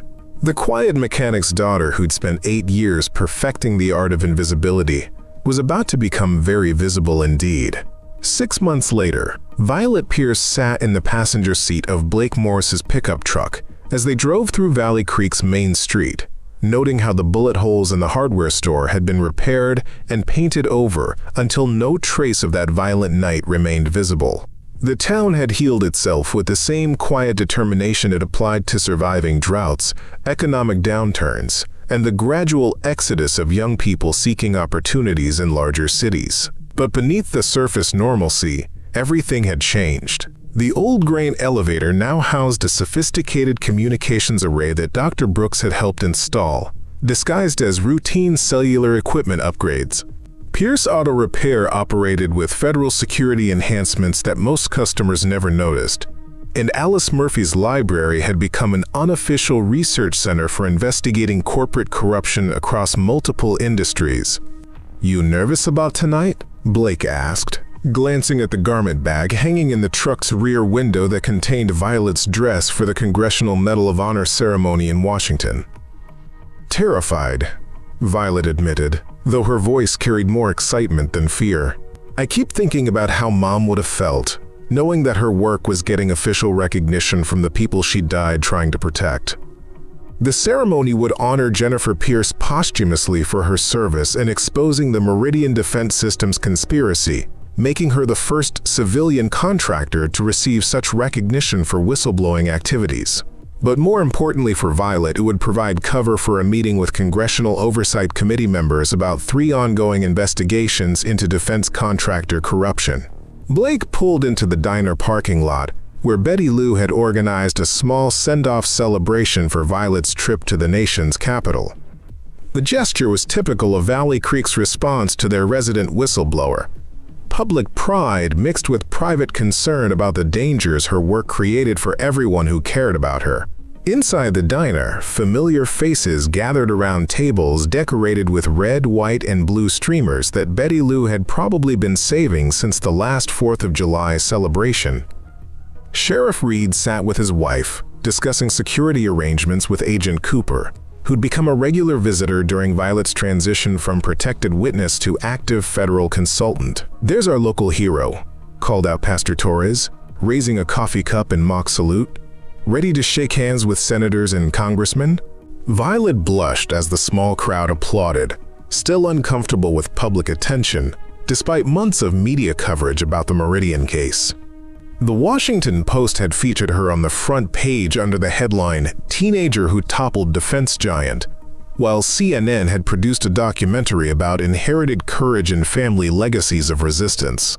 But the real work happened away from cameras and headlines, in encrypted communications with sources inside corrupt corporations, in late-night analysis of financial documents that revealed illegal activity, in careful coordination with federal agents who needed evidence gathered by people willing to risk everything for truth. Alice Murphy approached carrying a wrapped present with the kind of ceremonial gravity she usually reserved for library book dedications. "This is from all of us," she said, her voice carrying the affection of someone who'd watched Violet grow from a quiet child into someone capable of challenging powerful institutions. Inside the wrapping paper was a laptop computer, but not the kind available in any retail store. Dr. Brooks had modified it with encryption capabilities and security features that would allow Violet to operate safely in the digital battlefield, where corporate espionage and government surveillance intersected. "The warranty probably doesn't cover what you'll put it through," Alice said with a smile that mixed pride and worry in equal measure. "But we figured you needed equipment that could keep up with your ambitions." Andrew Pierce emerged from the diner's kitchen carrying a cake decorated with Jennifer's photograph and the words, "Truth never dies." His face showed the complex emotions of a father watching his daughter step fully into a legacy that honored the dead while endangering the living. "Your mother would be proud," he said quietly, placing the cake on the counter near where federal crime scene tape had been stretched 6 months ago. "But she'd also remind you that courage is only valuable if it's paired with wisdom." The gentle warning carried weight that everyone in the diner understood. Violet's work with Dr. Brooks had already produced evidence that led to congressional investigations of 2 major defense contractors, but it had also attracted attention from corporate security forces that made Rex Silver's team look restrained by comparison. Agent Cooper joined the conversation, her presence both protective and professional. The Sacramento investigation is proceeding ahead of schedule. The aerospace contractor is scrambling to destroy evidence, but they're too late. We'll have arrests within the month. The Sacramento case involved satellite technology being sold to countries that used it for surveillance of dissidents and political opponents. Violet had spent 3 weeks gathering digital evidence while posing as a high school student doing research for a science fair project on commercial space applications. "What about the pharmaceutical investigation?" Dr. Brooks asked, his voice carrying the careful neutrality of someone who understood that dinner conversation in Valley Creek might be monitored by people with hostile intentions. "Still developing," Cooper replied diplomatically. "But the evidence is strong enough to proceed with federal oversight, and the company is already implementing policy changes to avoid prosecution." The coded language concealed the reality that Violet's infiltration of a military medical research facility had uncovered illegal drug testing that violated international treaties on human experimentation. The pharmaceutical company was quietly settling with victims while restructuring operations to avoid criminal charges. Blake listened to the conversation with the fascination of someone witnessing history being made by people he'd known since childhood. His relationship with Violet had evolved to accommodate her extraordinary circumstances, built on acceptance that the girl he cared about was also someone capable of bringing down billion-dollar corporations. "So what happens after Washington?" he asked. "More investigations? More dangerous corporations that need exposing?" Violet considered the question while looking around the diner at people who'd become family through shared crisis and mutual support. Valley Creek had given her the foundation to grow into someone capable of fighting institutional corruption, but it had also taught her that courage meant protecting the people who couldn't protect themselves. "There's always more work," she said finally. "But there are also algebra tests and Friday night football games, and helping Miss Alice fix library computers when they crash." She smiled at Blake.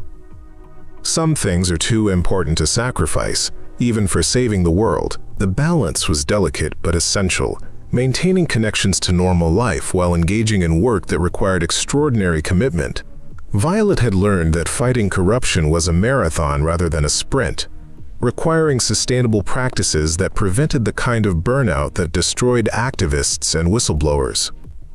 Sheriff Reed approached with a careful formality he used for serious community business. "Violet, I wanted you to know that the state police have been coordinating with federal agents about security protocols for your ongoing work. Valley Creek will continue to be a safe base of operations for as long as you need it." The commitment represented more than law enforcement cooperation. It was a community decision to support one of their own despite the risks that support created. Valley Creek had chosen to stand with truth over comfort, justice over quiet anonymity. As the afternoon celebration continued, Violet received encrypted messages on her new laptop from sources across the country. A nuclear facility contractor in South Carolina was cutting safety corners to increase profits. A military logistics company in Colorado was inflating invoices while providing substandard equipment to forward operating bases. A cybersecurity firm in Maryland was selling surveillance tools to governments that used them against American citizens abroad. Each case represented American companies betraying American values for profit, and each needed someone with Violet's unique combination of technical skills, moral courage, and institutional protection to gather evidence that could survive legal challenges. "Ready for this?" Agent Cooper asked, as federal vehicles arrived to transport Violet to the airport for her flight to Washington. "Ready," Violet replied, though the word carried more hope than certainty. She hugged her father goodbye, noting how Andrew's embrace held the kind of fierce protectiveness that had kept her safe for 8 years, while she developed the strength to protect others. Blake's goodbye was more awkward. A teenage kiss complicated by the reality that she was leaving for work that most adults would find overwhelming. "Text me from the White House," he said with a grin that didn't quite mask his concern. "I want to know if the president's as boring as he looks on TV." As the federal convoy pulled away from Valley Creek, Violet watched her hometown disappear in the rearview mirror. while mentally preparing for congressional briefings, classified intelligence reports, and coordination with international law enforcement agencies investigating corporate corruption across multiple countries. But she also thought about coming home to Pierce Auto Repair, where her father would need help with the evening rush of customers who brought their vehicles for honest work at fair prices. About Friday night football games where Blake would look for her in the stands. About Sunday dinners at Grandma Mary's house where family stories mixed with gentle warnings about the dangers of fighting battles that seemed too large for any individual to win. Jennifer Pierce had died believing that some truths were worth any personal cost, but she'd also believed that fighting for justice meant fighting for the communities and relationships that made life worth living. Her daughter had inherited both parts of that legacy, the courage to challenge powerful institutions and the wisdom to remember what she was fighting to protect. The Meridian Defense Systems conspiracy was over, but the larger war against corruption continued in corporate boardrooms and government agencies across the globe. Violet Pierce, the quiet mechanic's daughter who'd spent 8 years learning to be invisible, had chosen to spend the rest of her life making sure that the most dangerous truths would never be hidden again. And in Valley Creek, Texas, a small community continued its daily routines while sheltering someone whose work would make the world a safer place for anyone who believed that truth was more important than power, justice more valuable than profit, and courage more essential than comfort. Some secrets were too dangerous to keep, and some young women were too determined to be stopped by anything less than their own conscience. Jennifer Pierce's legacy lived on in her daughter's hands, and those hands would never stop reaching toward a more honest world. The end. Up next, 2 more incredible stories are waiting for you right on your screen. If you enjoy this one, you won't want to miss this. Just click to watch. And don't forget to subscribe. It would mean a lot.